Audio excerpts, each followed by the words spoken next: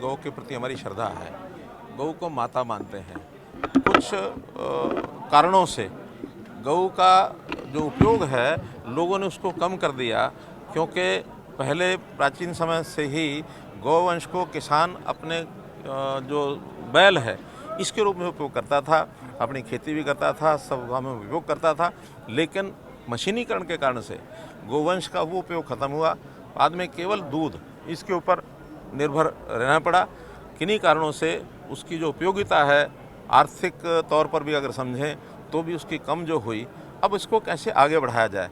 प्रदेश में गौशालाएं बहुत हैं, सारे देश में हैं। गौशालाओं के माध्यम से फिर हमने गौ सेवा आयोग बनाया, गौ सेवा आयोग के माध्यम से अब इसकी उपयोगिता कैसे बढ़ाई जाए। खास करके गौ का दूध, A2 दूध, ये बहुत एक अमृत जैसा दूध है, ये स्वास्थ्य के लिए इतना लाभदायक है, इसके प्रचार करने की आवश्यकता है। फिर गौ का मूत्र, गौ गोबर, इन सब चीज़ों का भी उपयोग, खास करके जो खाद की बात आपने कही, अब DAP की जगह हम गोबर का एक उसको प्रशिक्षित करके और उसके खाद का जो उपयोग करेंगे।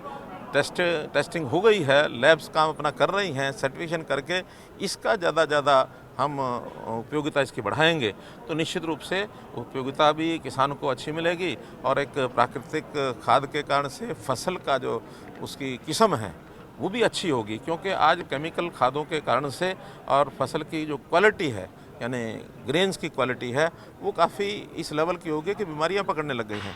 तो हम प्राकृतिक खेती की ओर आगे बढ़ेंगे और फिनाइल जैसी चीज़ें, उसके गमले बनाना, उसके द्वारा पेंट बनाना, दिए बनाना, बहुत सी ऐसी इंडस्ट्रियलाइजेशन की तरफ हम बढ़ रहे हैं।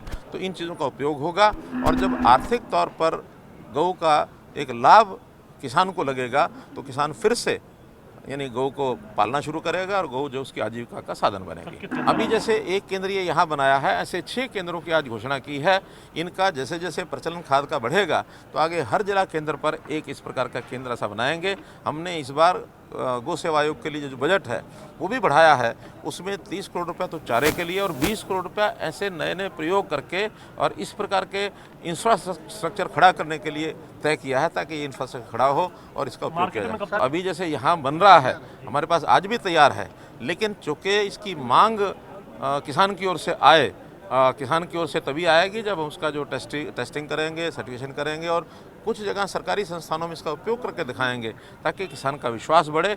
तब ये DAP का विकल्प इस रूप में बनेगा। हमने संस्थाओं को कहा है, जो खास करके पुरानी गौशालाएं चलाने वाली जो संस्थाएं हैं वो अपने गौशाला का विस्तार करें, नई गौशालाएं बनाएं। उनको 1000 रुपये एकड़ लीज के ऊपर और लंबी लीज के ऊपर हम उनको ज़मीन उपलब्ध कराएंगे, ताकि उनको किसी प्रकार की कठिनाई, क्योंकि आर्थिक बोझ अगर गौशालाओं पर ज़्यादा आता है तो प्रोत्साहन नहीं मिलता है। प्रोत्साहन उसको तब मिलेगा उनको जब खर्चा कम हो और आमदन ज़्यादा हो जाए, तो गौशालाएं भी बढ़ेंगी। और अभी हमने जो बेसहारा गौवंश है, जितना ज़्यादा कोई गौशाला उस बेसहारा गौवंश को पालेगी उतना ही उसको अनुदान की राशि ज़्यादा दी जाएगी।